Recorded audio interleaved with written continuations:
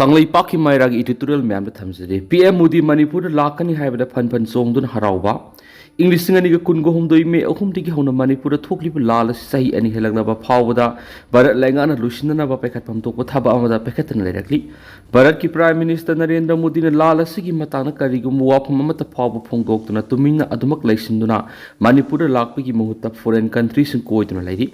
Adubu Achumbra amadi aranbra haibadu khangdana handak July tha manungda Prime Minister na Manipur lakani haibu wafam ama sandorakli masi tanarakpadigi Manipur laidiba miyamsing asigi maraktagi Prime Minister Narendra Modi bu mitna uba laini haina khanjaba miyoi khujo kharadi phan2 chongduna haujiktagi hauna harau mathoi kaaba hawbagum tawri Hariba miyoi khujo khara sina maraibak Manipur amadi miyambu thamoi sengna nungsiramba tarabadi Manipur thukliba lala singa lingi matamna lusinana Bharat ki Prime Minister Narendra Modi unaduna lawpham tokpa thaudang adu lawbiramgadabani adubu thaudang adu lawba ngamdabadagi lala si sahi ani helaba phawba lusinba ngamdana Manipur miyam awabigi ipakta langthaduna thambaga sapmanaduna lairakibani Prime Minister Narendra Modi na Manipur da miyamda yengliba miyang asi karino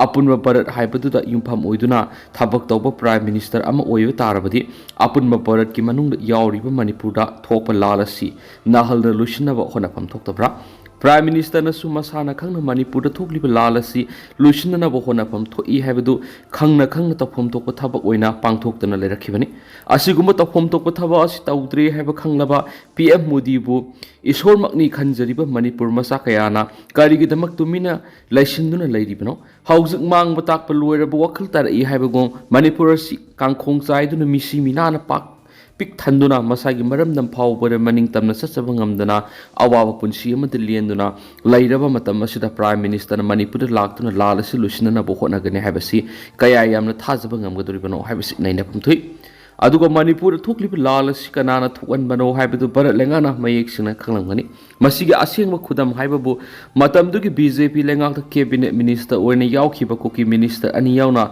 Kuki MLA tarana Manipur gi apunba ngamkhai manungdagi Kuki len ama semnaba mangjil thana songthoktuna khongjang sangsingki makoina lusingduna Manipur thugaina ba khongjang sangsilakpa sina maram oiduna Kuki singna asauba irang ama sagatuna lala si thukanabagi maram oikibani punama asi Bharat ki Prime Minister digi hauraga atei minister singna khangna karigi damakta Manipur thugaina ba honariba Kuki MLA tara adu matam sana wakhal tahananaba thabak tawkidabano loindana Manipur ki apunba saktam thugaina ba honaba haibisi Bharat ki apunba saktam thugaina ba honabaga sakmane haina makoi gi mathakta karigi damakta ain go thabuk lakotana free thaduna thamlibano haibisigi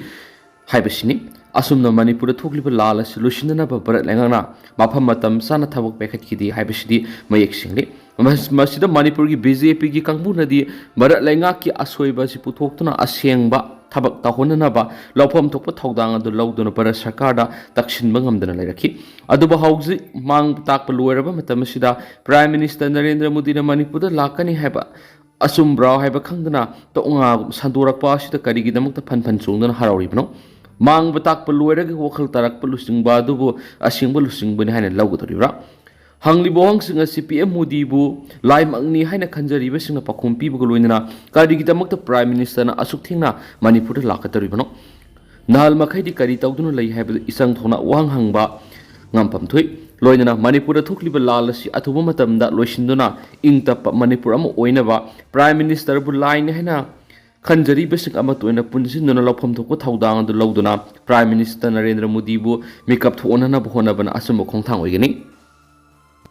United States pangthokhiba arm wrestling na Manipur gi Rani na gold medal ani lawkhri United States of America Birmingham Alabama da June 23 gi hauduna satharakliba arm wrestling World Police Samadi Fire Games 2025 to Manipur gi Soram Rani na gold medal ani laroktuni state asigi mixat purakli tha asigi taruk phawba pangtokadaba games asida India wrestling team gi mochin kiba Soram Rani na mahaki kg 105 makhagi weight category gi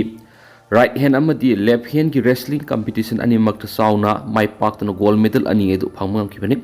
international की थाक सरुक यारूबद gold medal अनि लौदुन state की लेमजनिंगाई ओइरेबा मिंगसत पुरखरबी सोरम रानी देवी असि Bishnupur district की मनुसना लैबे इथाई वापोकपीदगी अपोकपा सोरम ललामनी सिंगा अमदि लैखिद्राबी अपोकपी सोरम मेमानी की मसानपीनी मा हौजे हौजुन खुमल लंपाक स्पोर्ट कॉम्प्लेक्स लैबा मापन सुब इंडियन रिजर्व महिला बाटालियन असिस्टेंट सब इंस्पेक्टर ओइबग लोइना तरे सुब मणिपुर राइफल्स द एटीस तौरग लैबनी world police and fire games अदुर Indian wrestling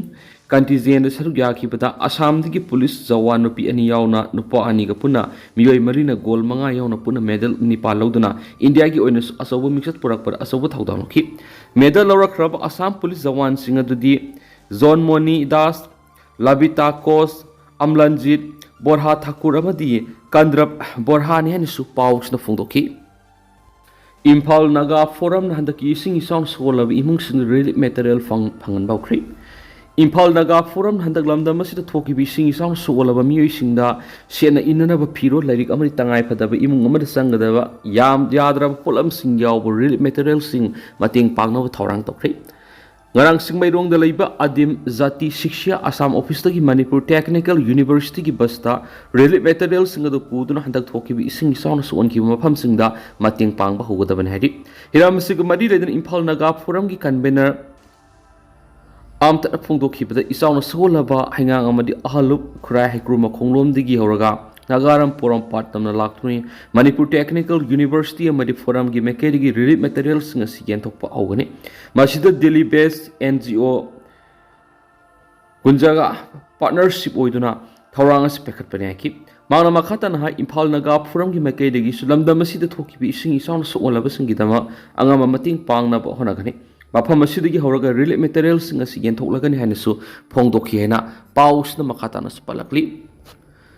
Tentang nasumna miyam na thamjage duga hauskoi na di miyam paus matang asa lusinjaragi amasu makhata anauba update miyam pun ngamine sena channel sigi makaidigi miyang imphamda makhata na thamjari Atien mapau khrada UP SUV wall thomjinwada bor yauna nipan siri Uttar Pradesh ki Central District Sport Utility Vehicle SUV ama wall amada thomjinmadagi luhongadaba bor yauna miyoi nipan sikre amasum atopa anina sukle haina police officer lamana phongokri Santalal Superintendent of Police Krishnan Kumar Phungtokpigi matunginari thaudodu ngrang numidang district sigi zona wai area da leiba Janta Inter College manak thokibani manai ki thaudodu ki pau phangma khudakta police team sing thaudo thokpham dur sanction bagaloina mi kanbagi thauksataki makhoina gari dur tonglakhiba miyoi sing adu manak nakpada leiba zona wai community health center pukhatki du makhoi ni pandi sina purak lehaina Doctor Singlet Lautoki and SP na Pongdokli. Magnaki Lambina Kala Lapo, Wallam, the Tomzin Madri SUV to sound Amanda Tokeneso, Paus na Makatanas of Futurakli. Amaramdan, Zeke, the theorist lot from Tuwaikli. Zaman Kasmiri Puns Dista, Narang Security Force in a theorist lot from Amatuwaiki Bolo and Suklais in Panglehena, officials in the Pondokli. Officials in Dugi Matunari Akanapa Paupang Mudigi Police Amasum Army Puns District Suran Kote Forest Satava upon Operation Magimanunda, terrorist Kilot Pam to Waikibani. Makoina Kilot Pam Durigi Security Forcing Na hand grenade a home AK Esol rifle Marutaragamari, pistol Gimarutaru, wire cutter Amamasum at a polam St. Makedobo, Operation to Gimanunda Mi Pami Pundi Yauki di Haina Makoina Fongdokli, Amaronda Kistawar District. Sakra Forest area the security force sa Tarakiwi anti-terrorist operation ngarang numit mari ni sure haina su makoy na makata na fongdokhi na paus na makata na palagi dugo tenda na sum na mayam na thamjage haus ko di mayam paus mata sa lusin jarage mas makata banaw ba update ngamin na si